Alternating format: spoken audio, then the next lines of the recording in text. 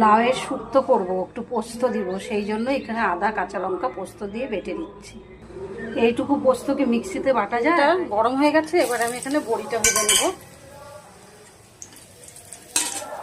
বড়িটা আমার ভাজা হয়ে গেছে, এবার আমি তুলে দিয়ে আর শুকনো লঙ্কা ফোড়ন দেব। এবার একটু হলুদ আর দিয়ে দিব আমি পোস্ত বাটা। আমার একটু আগে সর্ষে বাটা করা ছিল, পোস্তটা বেটে নিলাম, দেখলাই তোমরা। একটা ধুয়ে জল দিয়ে দেবো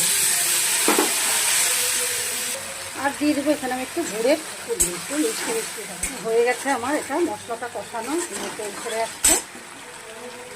এবার দিয়ে দেবো আমি যে লাউটা সেদ্ধ করে রেখেছি, পুরো জল শুদ্ধই লাউটা দিয়ে দেবো। এতেই লাউটা সেদ্ধ হবে। এবার আমি মিডিয়াম আঁচ করে এটাকে কিছুক্ষণ 10 মিনিট ফুটিয়ে দেবো।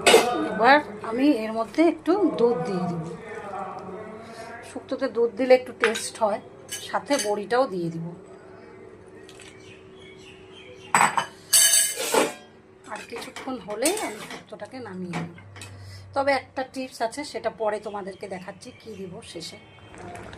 শুক্তোটা আমার হয়ে গেছে, তো আমি 1 চামচ 5 ফোড়ন ভেজে গুঁড়ো করে রেখেছিলাম, সেটারই হাফ চামচ আমি এখানে দিয়ে দিলাম, তাহলে বেশ একটা সময় এই শুক্তোটা কিন্তু খুবই উপকারী।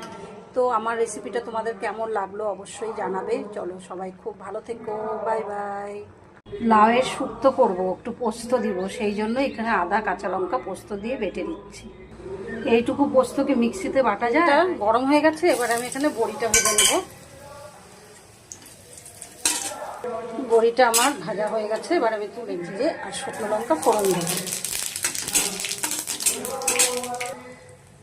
এবার একটু হলুদ আর দিয়ে দিব আমি পোস্ত বাটা। আমার একটু আগে সর্ষে বাটা করা ছিল, পোস্তটা বেটে নিলাম, দেখলাই তোমরা। একটা ধুয়ে জল দিয়ে দিব আর দিয়ে দেবো এখানে আমি একটু গুড়ের পুলি, একটু মিষ্টি মিষ্টি হয়ে গেছে আমার এটা মশলাটা কষানো, তেল ছেড়ে আসছে। এবার দিয়ে দেবো আমি যে লাউটা সেদ্ধ করে রেখেছি, পুরো জল শুদ্ধই লাউটা দিয়ে দেবো। এতেই লাউটা সেদ্ধ হবে। এবার আমি মিডিয়াম আঁচ করে এটাকে কিছুক্ষণ 10 মিনিট ফুটিয়ে দেব। এবার আমি এর মধ্যে একটু দুধ দিয়ে দেব। শুক্তোতে দুধ দিলে একটু টেস্ট হয়, সাথে বড়িটাও দিয়ে দিব। আর কিছুক্ষণ হলে আমি শুক্তোটাকে নামিয়ে নেব। তবে একটা টিপস আছে, সেটা পরে তোমাদেরকে দেখাচ্ছি কি দিব শেষে। শুক্তোটা আমার হয়ে গেছে।